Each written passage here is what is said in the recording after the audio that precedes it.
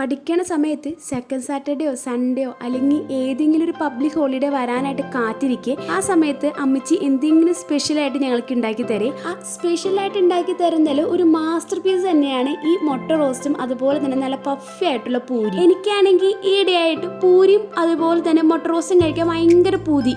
അന്ന് പിന്നെ അതങ്ങോട്ട് ഉണ്ടാക്കാമെന്ന് വരും. മുട്ട റോസ്റ്റിന്റെ റെസിപ്പി തപ്പി എവിടെ പോയിട്ടും കാര്യമില്ല, അമ്മയുടെ അടുത്ത് തന്നെ പോകണം. കാരണം അമ്മയുടെ സ്പെഷ്യൽ ഐറ്റം ആണല്ലോ അത്.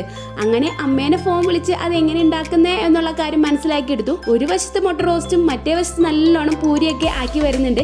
നല്ല പഫി ആയിട്ട് വീർത്തോണാട്ടോ എനിക്ക് നല്ലോണം കിട്ടിയത്. ഇതിപ്പോ രണ്ടും ഒരുമിച്ച് നടക്കണ കാരണം ശ്രദ്ധ ഒന്ന് അങ്ങോട്ടോ ഇങ്ങോട്ടോ പോയാൽ ഏതെങ്കിലും ഒന്ന് കരിഞ്ഞു പോകാൻ ചാൻസ് ഉണ്ട്.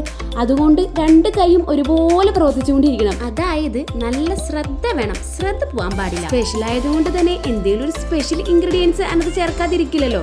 അതാണ് ഇതിരുന്ന പഞ്ചസാര കേട്ടോ. അങ്ങനെ നമ്മുടെ മുട്ട റോസ്റ്റും പൂരിയും ഇതേപോലെ റെഡി ആയിട്ടുണ്ട്. ഇനി കുറച്ച് കറി എടുത്ത് കുറച്ച് പൂരിയും ചേർത്ത് കഴിക്കാം. അപ്പോൾ ഓക്കെ, ബൈ.